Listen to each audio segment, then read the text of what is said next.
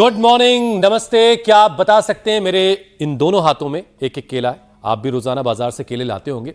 इनमें से कौन सा केला कुदरती तौर पर पका हुआ है और कौन सा केमिकल के जरिए पकाया गया है?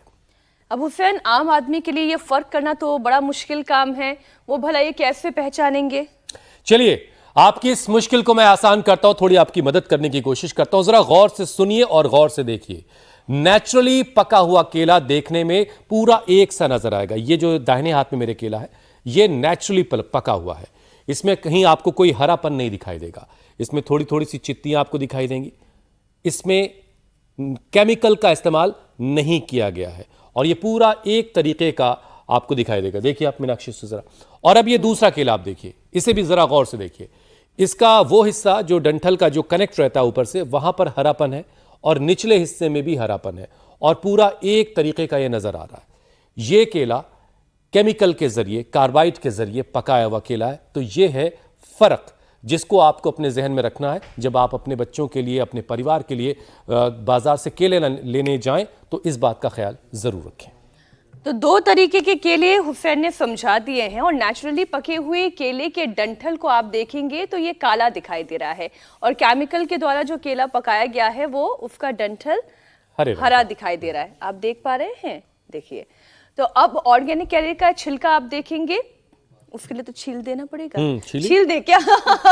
छिलका जो ऑर्गेनिक तरीके से पका हुआ होता है, पकाए गए केले के छिलके से थोड़ा सा पतला होता है। ठीक ज्योत्सना? बिल्कुल ठीक कह रही हैं मीनाक्षी आप। इसका मतलब परफेक्शन के चक्कर में मत पड़िए। जो नेचुरली पका केला है वो थोड़ा सा इम्परफेक्ट जरूर है, वो दिखने में सुंदर नहीं है, लेकिन सेहत के लिए वही अच्छा है। और छोटे छोटे बच्चों की स्टेपल डाइट चूंकि केला होता है, इसलिए बहुत जरूरी है कि ऑर्गेनिक केले की पहचान पता हो। बिल्कुल, क्योंकि केले पकाने में जो कैल्शियम कार्बाइड, एथिलीन रिपेनर और सोडियम हाइड्रोक्साइड जैसे केमिकल्स का इस्तेमाल होता है, उनसे पाचन की परेशानी, नर्व्स, किडनी डैमेज जैसी दिक्कतें आपको हो सकती हैं। केला दुनिया में सबसे ज्यादा खाया जाने वाला फल है। बड़ा साफ सुथरा सा लगता है, उसका पर्दा हटाया और खा लिया, धोने वाने की जरूरत, झंझट भी नहीं रहती, इसीलिए बहुत ज्यादा बिकता है। और ये इम्यूनिटी को बढ़ाता है, ब्रेन कैपेसिटी को बढ़ाता है, हड्डियों को मजबूत करता है, आयरन की कमी को दूर करता है, डाइजेशन परफेक्ट रखता है, मगर कार्बाइड फ्री होगा तब। आपने जो आज ये बताया है, रोज सुबह एक एक केला मेरी दोनों बेटियां खाती हैं। अब जाके केले टेस्ट करने पड़ेंगे कि ऑर्गेनिक वाले खाती हैं या ये कार्बाइड से पकाए हुए। वैसे सुपर फूड में जो पोटेशियम होता है वो शरीर में सोडियम को बैलेंस कर ब्लड प्रेशर भी कंट्रोल में रखता है, जो देश में हर 4 में से एक एडल्ट की परेशानी बना हुआ है। और अगर सभी एज कैटेगरी की बात करें तो भारत में 20 करोड़ से ज्यादा लोगों का बीपी बिगड़ा हुआ है। इनमें से करीब 6 करोड़ तो अपनी इस बीमारी से ही अनजान हैं। और आजकल तो प्रदूषण भी बीपी के मरीजों की गिनती को बढ़ा रहा है, क्योंकि हेल्थ एक्सपर्ट्स के मुताबिक प्रदूषण के कण खून में मिलकर उन्हें गाढ़ा कर देते हैं, जिससे ब्लड सप्लाई अफेक्ट होती है और फिर बीपी बढ़ जाता है। और उसके बाद क्या होता है? दिल दिमाग के लिए खतरा बढ़ जाता है, क्योंकि बढ़ा हुआ ब्लड प्रेशर हार्ट अटैक से लेकर ब्रेन स्ट्रोक, हेमरेज की वजह तक बन सकता है। लेकिन घबराइए नहीं, अगर हमने अभी तक आपको थोड़ा डरा दिया है तो डरना जरूरी भी है, क्योंकि उसी से आप एहतियात सीखेंगे। ये नौबत नहीं आएगी अगर आप रोजाना अपनी जिंदगी में योग को शामिल कर लेंगे, स्वामी रामदेव के रामबाण नुस्खों को अपनी जिंदगी में अपना लेंगे, तो इन सारी चीजों से, इन सारी परेशानियों से भी आप खुद को बचा लेंगे। स्वामी जी प्रणाम, बहुत बहुत स्वागत है आपका। प्रणाम स्वामी जी। बहुत बहुत धन्यवाद। आज हम योग, ऑर्गेनिक केला ही नहीं, ऑर्गेनिक खेती, पूरी प्रकृति और संस्कृति के सारे सत्यों की बात करेंगे। इधर ये भी हमारी एक प्रकृति की सौगात है, हमारी बेटियां और हमारे बालक आचार्य कुलम के। आप जो है इधर पूरे योग में पूरे समाहित हैं। और हाँ, थोड़ा पीछे। और इधर हमारी ये बेटियां गजब योग कर रही है। एक बार जोरदार तालियां हो जाए भाई। ओहो, हाँ, ये तो इनको तो देख करके एक अलग ही प्रकार की प्रेरणा मिलती है। ऐसे ये योग में पूरा वातावरण बन रहा है। बच्चे भी योग कर रहे हैं, बड़े भी योग कर रहे हैं और सारे रोग मिट रहे हैं और सूर्य नमस्कार भी हो रहा है। और आप भी बहनों उल्टी लेटो, भुजंगासन करो 100 बार भुजंगासन। ये तो हमारी बड़ी बड़ी बहनें भी कर लेती हैं, मंजूश्री से लेकर के, और सारी हमारी बहनें पूज्य साध्वी देवप्रिया जी से लेके, और ऐसे 100 बार ऐसे ये। और हाँ, ये बेटियां तो हनुमान आसन और कठिन कठिन आसन, एक तरफ एडवांस योग, एक तरफ सहज योग, और दूसरी तरफ दंड योग। ऐसे भस्त्रिका के साथ साधारण दंड, मिश्र दंड, फिर ये हनुमान दंड। ये तो रोज का पावर योग का हमारा सेशन है। तो योग करना है, ऑर्गेनिक फूड खाना है। केले में सबसे ज्यादा केमिकल में पूरा डुबो डुबो करके उनके अंदर जहर भर देते हैं। और देखो ये पतंजलि में इतनी बढ़िया खेती होती है। हाँ, यही केले लाए हम यहाँ, और अपने आप पकते, डाल से पके हुए का स्वाद ही गजब होता है। और ये तो प्रकृति की, परमेश्वर की, ओहो इतनी बड़ी सौगात है। ऐसे ये, और जो भाई थोड़े मजबूत हैं वो ऐसे कर लेना, ऐसे और ऐसे, ऐसे जो हो जाए तो अच्छी बात स्वामी जी, केले की वजह से कोई झमेला ना हो जाए, एक बार तो यो। इसलिए आज हमने दोनों तरह के केले रखे और ये कोशिश की कि लोग समझ सकें कि केले का क्या फ़र्क है ऑर्गेनिक वाले का और जो कार्बाइड के ज़रिए पकाया जाता है। हम सबसे ये गलतियाँ होती रहीं, लेकिन बार बार लोगों को याद दिलाते रहने से धीरे धीरे लोग जो हैं बिल्कुल परफेक्ट हो जाएंगे। ये फ़र्क जान पाएंगे कि कौन सा केला उनके लिए अच्छा है और कौन सा केला नुकसानदेह। बहरहाल, केला दुनिया में सबसे ज़्यादा खाया जाने वाला फल है और ये 12 महीने आपको मिलता है। छोटे छोटे बच्चों का ये स्टेपल फूड है, गुणों की खान है अगर ये अच्छा मिल जाए तो।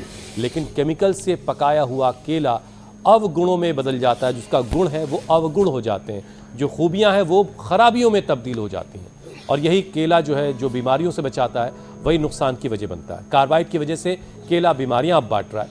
और अभी शुरुआत में हमने आपको इसलिए बताया कि केले की पहचान कैसे करनी है। बाकी स्वामी जी आप ज़रा बताइए कि ये जो गलतियां हम रोज़ाना कर रहे हैं, हमसे जो गलतियां जाने अनजाने हो रही हैं और हो भी जा रही हैं, तो उसे हम अपना शरीर इतना फिट कर लें कि इन सारी गलतियों को हम वहीं से थोड़ा सा उससे बचाव अपना कर ही लेंगे। देखो, जो भी हम आहार लेते हैं, जो भी हम विचार करते हैं, और स्वामी जी केले की पहचान में अगर कुछ रह गया है तो आप जोड़ दीजिए। हाँ, मैं वो भी बताता हूँ। और जैसे अपराध की दुनिया में सुनते हैं ना, क्राइम क्यों, उसमें पूरी स्टोरी में सुनते हैं कि कोई भी कातिल, अपराधी, उसने कोई ना कोई उससे ऐसी चूक हो जाती है और निशानी छूट ही जाती है। तो जो हम खाते हैं, जो हम पीते हैं, उसकी निशानी वो छोड़ देता है। तो जो भी हम बुरा आहार, बुरा विचार, बुरी सोच, बुरी दृष्टि, बुरी वाणी, बुरा व्यवहार, कुछ भी अनहेल्दी चीज करते हैं, उसका असर हमारे 37 ट्रिलियन सेल्स पर पड़ता है। सबसे ज्यादा बुरा असर फिर लीवर पर पड़ता है, किडनी पर पड़ता है, पेनक्रियाज पर पड़ता है, lung, heart, brain, nervous system, जो नाजुक अंग है उन पर सबसे ज्यादा पड़ता है। तो केले के अंदर सबसे बड़ी बात है, ये जो पीलापन आता है ना, तो स्वाभाविक रूप से जो बहुत ज्यादा पीले केले होते हैं वो तो कृत्रिम तरीके से के सहज, माने बहुत तीव्रता नहीं पीलापन में, सहज पीलापन ये नेचुरल है। जो ज्यादा पीले हैं वो जो है वो मसालों से, केमिकल से किए जाते हैं। फिर दूसरी बात जो है, ऊपर से केला पीला और अंदर से हार्ड, ये है केमिकल की निशानी। फिर तीसरी बात, ये जो केला में कभी भी केला सड़ता नहीं है, केमिकल वाला सड़ जाता है। केला चाहे कितने दिन रख लो सड़ेगा नहीं। केमिकल वाले में कीड़े भी पड़ जाते, नहीं तो केले में कीड़े भी नहीं पड़ते। ये खास बात बता रहा हूं। केले में, नीम में और आंवले में इनमें कीड़े नहीं पड़ते, लेकिन एक केमिकल वाला तो सड़ जाता है, उसमें फिर बदबू आने लगती है। जो नेचुरल वाला होता है उसमें ये चीज़ें नहीं आती हैं। फिर अगली विशेष बात यह है कि जो खाने के बाद तो जब वो आप खाते हैं केमिकल वाला तो एसिडिटी भी होती है, गैस भी बनती है, और श्वास दम वालों का तो दम घुटने लगता है, माने उनको हॉस्पिटलाइज होना पड़ता है, कई बार तो उनका की दम घुट करके मौत तक हो जाती है। अच्छा तो स्वामी जी, एक चीज और जरा क्लियर कीजिए। तो उनको केला कैसा भी नहीं खाना चाहिए, लेकिन उनको उबाल करके केला खा सकते हैं, कच्चे केले की सब्जी खा सकते हैं। जी मेरे भाई। स्वामी जी, आप साउथ में उबाल करके भी केला खाया जाता है, बच्चों को भी देते हैं। आपने जो एक फलों की दुकान वहां लगा रखी है उसमें हरे रंग का केला भी दिखाई दे रहा है। तो जो पेड़ से केला उतारा जाता है जब, तो वो हरे रंग का ही होता है। तो स्वामी जी, क्या हरा केला खरीद के ले आए घर पे और घर पे उसको पकने दें, उसको इस्तेमाल करें, ये ज्यादा बेहतर तरीका हो सकता है क्या? हाँ, ये भी एक तरीका है। वैसे आपको बताता हूँ हुसैन भाई, ये केले पेड़ पर भी पीले हो जाते हैं जब लंबे समय तक रहते हैं। तो पेड़ पर भी केले भी पकते हैं, पेड़ पर चीकू भी पकते हैं, पेड़ पर पपीता भी पकता है।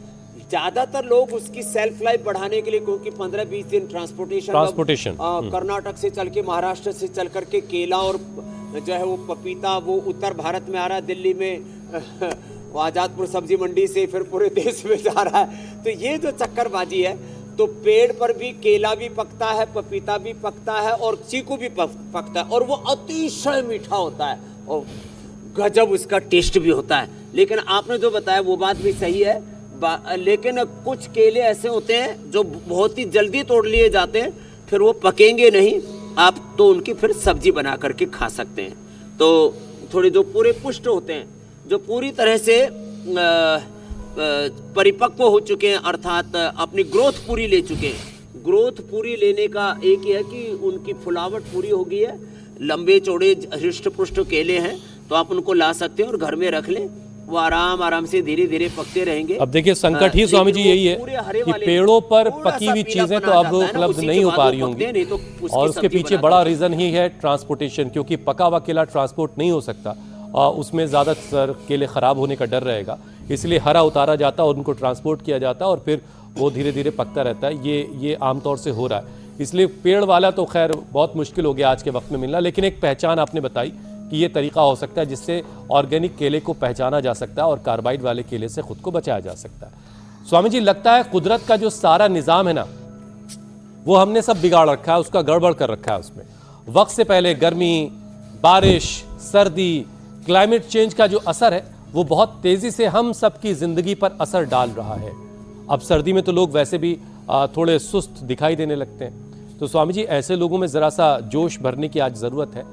सुबह सुबह केला तो खा लिया होगा लोगों ने, अब ज़रा सा पावर पैक एक वार्म अप सेशन करवाइए, थोड़ा सा पसीना भी तो निकले। मुझे लगता है स्वामी जी हुसैन स्टूडियो में रहते हैं, लेकिन आपको देखने के अलावा ये और किसी को नहीं देखते। हमारा तो आप डबल पसीना निकलवा देते हैं। उधर तो मीनाक्षी जी, ज्योत्सना जी, ईसा जी, बहुमत वहां पर भी बहनों का, इंडिया टीवी पर भी, और पूरे देश में 2+2 मामला 70 से 80% योगदान योग को घर घर तक पहुंचाने का माँ बहन बेटियों को जाता है। उन करीब 50 लाख बहनों का प्रतिनिधित्व करने वाली कुछ बहनें यहाँ पर बैठी, एक बार सबका जोरदार अभिनंदन है। और पूज्य साध्वी देवप्रिया जी का ये बहुत बड़ी सेवा चल रही है, और ये माँ बहन बेटियां ना हर गांव, शहर, गली, मोहल्ला में, घर घर में, गांव में योग के अलग जगाए हुए हैं। तो एक तो ये सितकोण आसन, एक ये चक्की आसन, इसको ही वेग से करें, और फिर पावर योग में एक तो चलो बहनों खड़ी हो जा, एक तो ये ऐसे ये, और दूसरा जो है इसके अलावा ये सूर्य नमस्कार, इसका कितनी बार करना है? कम से कम 10 बार ऐसे ये, और जिनसे बन पाए तो एक ये करवाते हैं ऐसे, ये इसको सपाटा दंड कहते हैं, ऐसे ये ऐसे, और इतना तो सब कर ही लेते हैं। चलो भुजंगासन करो फिर से, आज तो 3 बार करा दिया उनको, 1 2 3 4 5 6 7 8 9, और ऐसे 10 होले ऐसे। तो जो रोज एक बार भुजंगासन कर लेंगे, दंड बैठक लगा लेंगे। एक तो ये गड़ा गजब का है, और फिर एक ये, और इसी में जो मोटे मोटे हैं। अब जैसे हमारी बेटियां तो देखो इतनी पतली पतली, ये कैसे तोड़ मरोड़ देती है। इनको देख करके ऐसा लग रहा है इनके अंदर पता नहीं हड्डियां पसलियां किधर हैं। तो एक बार जोरदार तालियां हो जाए इन बेटियों के लिए भी। है ये आचार्य कुलम की बेटियां, आचार्य कुलम के बच्चे। अभी इनके ये कहाँ से गई और कहाँ से एडमिशन भी निकली चल हैं? रहे हैं। आचार्य कुलम, बहुत सारी गुरुकुलम तालियां इन के। बच्चियों के लिए। हाँ सच में अप्रतिम है इनका सामर्थ्य। अच्छा स्वामी जी, खराब लाइफस्टाइल की एक बार बात कर लेते हैं। खराब लाइफस्टाइल की वजह से हाई बीपी की परेशानी सबसे कॉमन प्रॉब्लम है, और हर घर में कोई ना कोई एक व्यक्ति जरूर मिल जाएगा जिससे हाई बीपी की परेशानी होगी। और आसपास तो हम लोग ऐसे भी पहचानते हैं जिससे गुस्सा बहुत तेज आ रहा है, जरा पता करो इसका बीपी हाई तो नहीं है।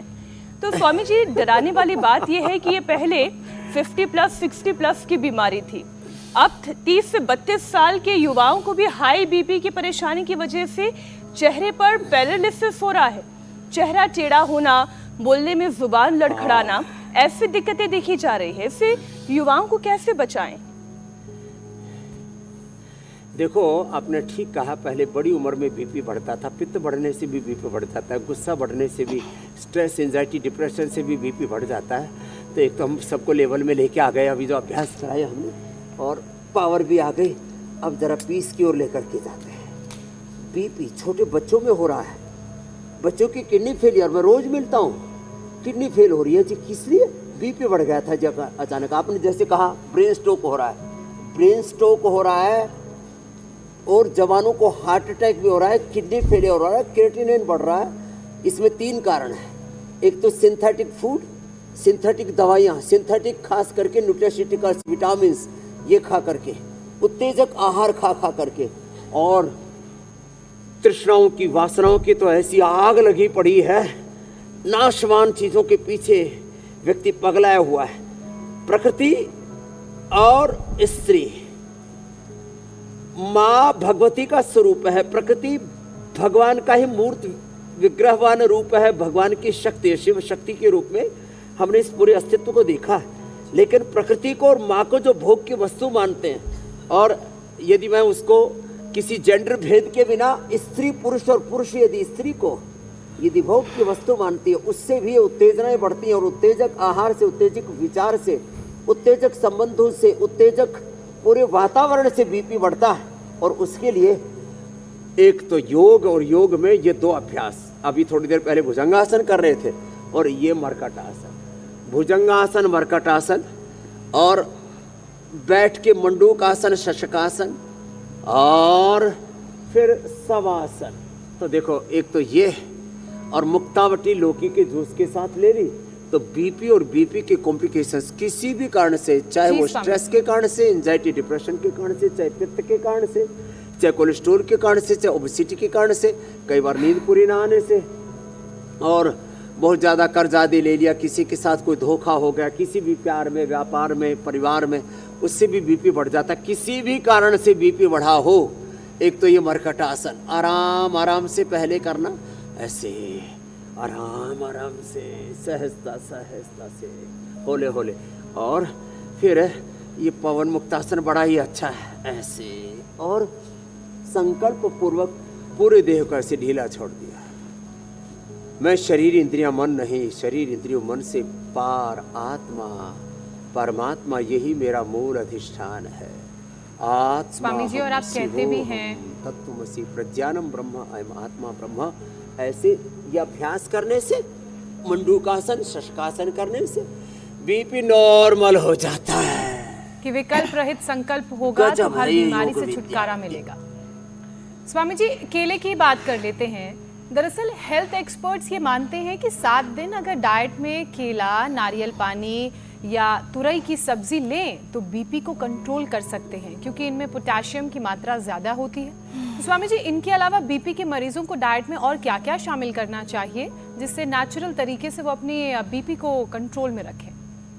आपने एकदम ठीक कहा। केला है, नारियल पानी है, अंकुरित है, लौकी तुरई की सब्जी है, लौकी, तोरई, पेठा, कद्दू, जितनी भी हरी सब्जियां हैं, ये सब बीपी को नॉर्मलाइज करने में, क्योंकि वो हमारे आहार की जो तीक्ष्णता है, जो एसिडिक आहार है, उसकी बजाय ये जो जितने भी एल्कलाइन जो फूड है, ये बीपी को नॉर्मल करते हैं। और हमारे बच्चे तो चक्रासन ऐसे कर रहे हैं, ये तो कुछ कह रहे होंगे बाबा, ये तो कमर तोड़ चक्रासन है। कमर तोड़ और कमर मरोड़ चक्रासन नहीं, ये सारी मरोड़ निकालने वाला चक्रासन है। बेटी भी बहुत अच्छी कर रही है और बेटियों के साथ बेटा भी अच्छा कर रहे हैं। हाँ, बड़ा गजब है। तो मंडूकासन, शशकासन करना और ऐसे गोमुखासन करना, जितना भी सादा आहार है वो बड़ा गजब का है। हाँ, मंडूकासन, शशकासन, गोमुखासन और अनुलोम विलोम, भ्रामरी, उद्गीत, प्राणायाम, शीतली, शीतकारी। ये शीतली है, जीवा बाहर निकाल करके, जिनको कफ, कोल्ड, सर्दी, जुकाम हो मत करना, ठंड बैठा देता है। ये शीतली, शीतकारी, फिर अनुलोम विलोम, भ्रामरी, उद्गीत और बार बार बाएं से लेना, दाएं से छोड़ना, बाएं से लेना, दाएं से छोड़ना। ये चंद्रभेदी, ये बीपी के लिए बेस्ट है। तो योग की प्रैक्टिस भी बता रहे हैं, आहार भी बता दे रहे हैं, और जो नंगे पैर सुबह सुबह घास पर चलते हैं, आंखें भी अच्छी हो जाती, बीपी भी नॉर्मल आ जाता है। बस बीपी वालों को जोर से भस्त्रिका, जोर से कपालभाति नहीं करना। जिनको ब्लड प्रेशर है उनको शीर्षासन नहीं करना। शीर्षासन, सर्वांगासन बीपी नॉर्मल होने के बाद कर सकते हैं। ऐसे भी नहीं कि जिंदगी भर के लिए पाबंदी है, नॉर्मल होने के बाद तो कर सकते हैं। हाँ, तो चलो बच्चों, आप शीर्षासन करो बच्चों। बेटियां तो एडवांस योग करती रहो, आप शीर्षासन करो बच्चों। हाँ बेटो, शीर्षासन करो, लेकिन ये शीर्षासन बचपन से करोगे तो आपको, हाँ शीर्षासन कर लो। शीर्षासन, सर्वांगासन बच्चों को बचपन से कराते हैं तो उनको फिर कभी बीपी शुगर होता ही नहीं। लेकिन बीपी शुगर होने के, देखो बीपी होने के बाद जो है फिर शीर्षासन नहीं कराते, फिर ठीक हो जाए। जब बीपी, हार्ट की प्रॉब्लम ठीक हो जाती है, कमर दर्द होने पर, कमर दर्द ठीक होने के बाद, बीपी और हार्ट की प्रॉब्लम ठीक होने के बाद ही शीर्षासन करना है, उससे पहले नहीं करना। एक खास बात बतानी थी, इसलिए करके बताया कि आपको। और जो शीर्षासन करता रहेगा, बच्चे तो शीर्षासन भी कर रहे हैं, वो बीमारियों को उल्टा खड़ा कर देगा। अब बीमारियां उल्टे पैर दौड़ेगी। बीमारियों का शीर्षासन कराना, रोगों का, विकारों का। चलो अनुलोम विलोम करो। अच्छा स्वामी जी, देखिए आज के वक्त में हर चौथा आदमी जो है वो हाई बीपी लेकर के घूम रहा है, और इनमें से आधे लोग अपनी बीमारी से अनजान, उनको पता ही नहीं है कि उनको बीपी की दिक्कत है। अब ऐसे में परेशानी, ये जो प्रॉब्लम है, ये बीमारी है और घातक होती जा रही है, जिन्हें टेस्ट के बाद भी ये पता नहीं चलता कि उनको एग्जैक्टली हाई बीपी की दिक्कत है या लो बीपी की दिक्कत। तो स्वामी जी, बीपी का पता लगाने का जरा तरीका लोगों को बता दीजिए, कुछ अगर आसान से सिम्टम्स हो, कुछ लक्षण हो। एक तो सिम्टम बता देते हैं, बाकी जो है बीपी के उसे यंत्र से तो पता लग ही जाता है। लेकिन जब आपको बहुत लो फील हो, कई बार ऐसा लगता है जान से निकल गई है, इसमें 3 कारण होते हैं। कई बार बहुत ज़्यादा लो हीमोग्लोबिन होने पर, लो बीपी बहुत ज़्यादा हो जाए तो आदमी की जान भी जा सकती है। कई बार तो नीचे का 40, ऊपर का जो है 50-60 तक पहुंच जाता है। ऐसे में जान जाने का खतरा बन जाता है। तो जब एकदम से लो फील हो और आपको उठने का ही मन ना करे, ऐसा लगता है कि जैसे किसी ने ताकत आपकी खींच सी ली है, तो ये तो है। और स्वामी जी, मैं आपकी नजरों को जरा इधर खींचना चाह रहा हूं। पड़ जाता है शरीर। अमित ने बहुत बेहतरीन अलाइनमेंट के साथ शीर्षासन कर लिया है, ये जरा उनके लिए भी तालियां। चलो अमित जी के लिए जो सुना मेरा धन्यवाद। और अलाइनमेंट बहुत अच्छा है, बिल्कुल स्ट्रेट। बच्चे तो इधर गर्भासन कर रहे हैं और उधर भी इंडिया टीवी के गर्भ से भी योगी पैदा हो गए। Thank you. तो लो बीपी का मैंने बता दिया। अब उन्होंने जो है अब पूरे ऊर्जा को हाई लेवल पर ले आए, तो कई बार एक छोटा सा क्वेश्चन मेरा स्वामी जी से जुड़ा हुआ था। जिससे लो बीपी की बड़ी समस्या रहती है, क्या उन्हें शीर्षासन और सर्वांगासन करना चाहिए? क्योंकि हाई बीपी के लिए तो आपने कहा कि वो थोड़ा सा अवॉइड कर सकते हैं। नहीं, बाकी देखो हाई बीपी वाले तो प्रारंभ में अवॉइड करने के लिए बोला, ठीक होने के बाद तो कर सकते हैं। और लो तो बीपी? हाई बीपी बहुत ज़्यादा हाई हो और जो है हार्ट की प्रॉब्लम हो, उनके लिए मना किया। लो बीपी वालों को तो शीर्षासन, सर्वांग आसन से लेकर के सारे सूक्ष्म व्यायाम, आसन, प्राणायाम सब कुछ करने ही हैं। करने ही। कुछ लोग घबरा जाते हैं और ये कहीं गड़बड़ तो नहीं हो जाएगी, तो लो के साथ हाई का भी मैं अभी वापस बता देता हूँ। लो बीपी वाले थोड़ी देर प्राणायाम करेंगे ना, जैसे मेरा ऐसे नॉर्मल चेक करोगे तो मेरा बीपी मिलता है 70, नीचे का ऊपर का 100, कभी कभी 90 भी आ जाता है। फिर मैं थोड़ा सा प्राणायाम करता हूँ ना तो मेरा 80-120 आ जाता है। ये है। तो लो बीपी वालों को तो अवश्य ही करना है और हाई बीपी वालों को धीरे करना है। तो हाई बीपी में कह रहा था, तो जब पसीना आने लगे, दिल घबराने लगे, मन बेचैन हो जाए, गुस्सा बहुत आने लगे, नींद उड़ जाए और जो है पूरा हाथों पैरों में कंपन सा होने लगे, और कई बार तो ये लक्षण धीरे धीरे आते हैं, पता ही नहीं लगता। तो जिनको जेनेटिकली, जिनके फैमिली में हिस्ट्री है, उनको तो जो है बीच बीच में 2-3 महीने में, 6 महीने में बीपी चेक करवा लेना चाहिए, और वैसे भी करवा लेना चाहिए, क्या दिक्कत है। तो आपने ठीक कहा, हर चौथा आदमी बीपी की बीमारी लेकर के घूम रहा है, और आधों को तो पता ही नहीं उनको बीपी, और कुछ को बीपी है तो उसकी दवाई आदि भी ठीक से नहीं करते, उसका उपाय ठीक से नहीं करते। कोई दवाई का मतलब एलोपैथी की दवाई नहीं, उसका उपाय लौकी है, उसका उपाय मुक्तावटी बीपी ग्रेटर, उसका उपाय शीतरी, शीतकारी, अनुलोम विलोम, भ्रामरी, उद्गीत है। तो बीपी को जड़ से मिटा सकते हैं, ये बात पक्की है। अरे भाई जरा घर से निकले और आते जाते पैर की जड़ को सिर के ऊपर ऐसे लेकर के आए। मैंने कहा भैया ये क्या दुर्घटना तो नहीं हो गई कोई, लेकिन बाद में पता लगा तो सही सलामत है, टूटे फूटे नहीं अभी। और ये छोटी नन्ही परियां बड़े कमाल की हैं। बेटियों का भी घर बैठी जो छोटी नन्ही परियां इनको देख रही हैं, वो भी घर बैठ करके अब इनके साथ योग करेंगी, ये अच्छा है। लेकिन वो तमाम लोग जो घर से बाहर निकलते हैं, भाई अपने गली मोहल्ले में आपके डॉक्टर होगा, उससे आते जाते कभी कभी महीने 2 महीने में अपना बीपी चेक करवा ले कीजिए, ताकि आपको खबर रहे कि बीपी कहाँ है आपका। आसमान पे तो नहीं पहुंच गया। इसमें ज्यादा खर्चा भी नहीं है, कोई खर्चा नहीं, शरीर के साथ कोई छेड़छाड़ भी नहीं होती है। वो तो आस पड़ोस का डॉक्टर ऐसे ही फ्री में चेक कर देगा। मोहब्बत हमारे सिटी स्कैन में तो बड़ा खतरा रहता है। अच्छा स्वामी जी, ऐसे भी बहुत सारे लोग हैं जिनका बीपी फ्लक्चुएट करता है मौसम के हिसाब से। अब उनको क्या करने की जरूरत है? मौसम सर्द हुआ तो क्या करें, मौसम गर्म हुआ तो क्या करें? क्योंकि ऐसे लोगों पर हार्ट अटैक, स्ट्रोक और इस सर्दियों में बीपी बहुत बढ़ता है, यह आपने एकदम ठीक बताया। बीपी परिस्थितियों में कैसे कैसे बढ़ता है वो भी बताएंगे।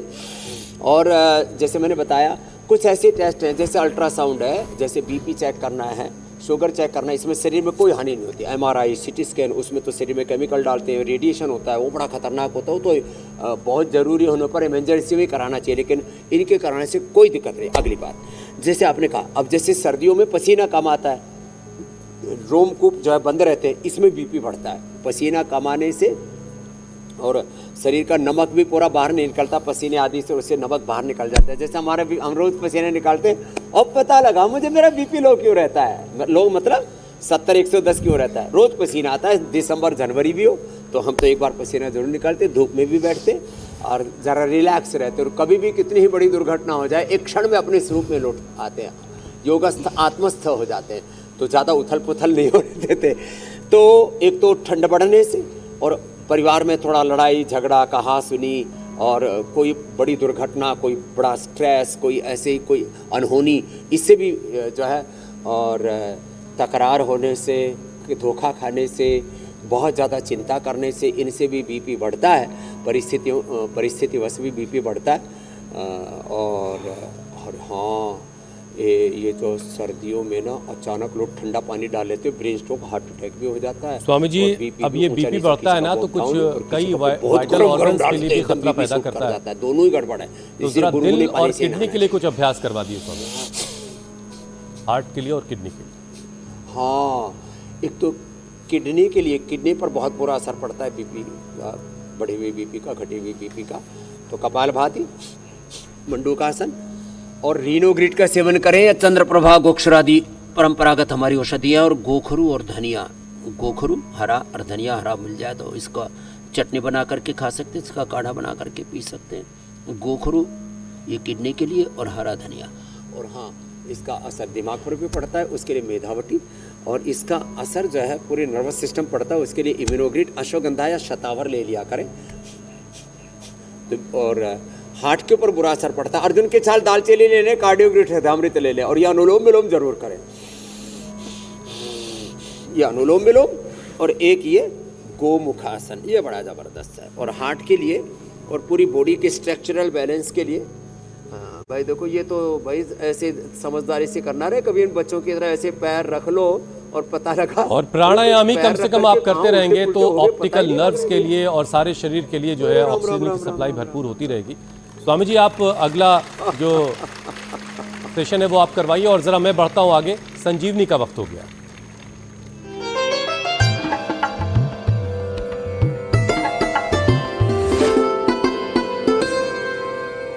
एक बहुत ही खास सेगमेंट हमने शुरू किया जिसे नाम दिया गया संजीवनी, जिसमें आपके भेजे गए नुस्खे हम शामिल करते हैं। आपके इलाके में, आपके शहर में कोई ऐसा रामबाण नुस्खा है, कोई ऐसा इलाज है, कोई जड़ी बूटी है, उसका नाम आप हम तक पहुंचाते हैं और उस चमत्कारी बूटी का वीडियो बनाकर हम तक पहुंचाते हैं। तो आज का जो वीडियो है वो लखनऊ यूपी से सरिता वर्मा ने हम तक पहुंचाया। देखिए उसे। ये पोई का साग है, इसमें भरपूर मात्रा में कैल्शियम होता है, बहुत ही फ़ायदेमंद होता है हड्डियों के लिए, एनीमिक के लिए भी बहुत फ़ायदेमंद होता है और ये पाचन तंत्र के लिए भी बहुत फ़ायदेमंद होता है। अच्छी नींद आती है इसको खाने से, हड्डियां मजबूत होती हैं और इम्यूनिटी पावर बढ़ाता है। आँखों के लिए भी बहुत फ़ायदेमंद होता है और गर्भवती महिलाओं के लिए भी बहुत फ़ायदेमंद होता है। बहुत ही ये पावरफुल पोई का साग है और सभी को खाना चाहिए।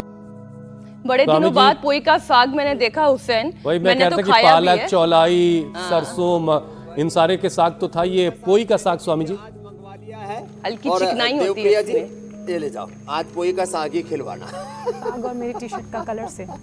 ये सच में आज हम भी पोई का साग ही खाएंगे, इतना जबरदस्त है। सरिता जी के लिए भी जोरदार अभिनंदन है, ऐसे ही संजीवनी के वीडियो बना करके भेजते रहें। ये सच में इससे और आराम खून भी से बढ़ेगा, गमले में एनर्जी उगाया भी भी जा मिलेगी, सकता है। वात आदि रोग में मिटेंगे, पूरी ऊर्जा मिलेगी। और बेटियों ने गजब का योग किया, एक बार जोरदार अभिनंदन है सब बेटे और बेटियों के लिए। आज तो एडवांस योग की भी भाई पूरी ऐसी समा बांध दिया है। आचार्य कुलम के लिए जोरदार अभिनंदन है। और जो अपने बच्चों को आचार्य कुलम गुरुकुलम में पढ़ाना चाहते हैं वो अपने एडमिशन करा देना। अब मीनाक्षी जी ने तो बुकिंग पहले ही करवा दी है और एडवांस बुकिंग ले ली हमने, हुसैन जी की भी ईसा जी और ज्योत्सना जी का भी एडवांस बुकिंग कर लिया। धन्यवाद। अब उपचार के बाद समाचार आप बताओ। बोलो भारत माता की जय। प्रणाम प्रणाम स्वामी। बहुत बहुत शुक्रिया स्वामी जी।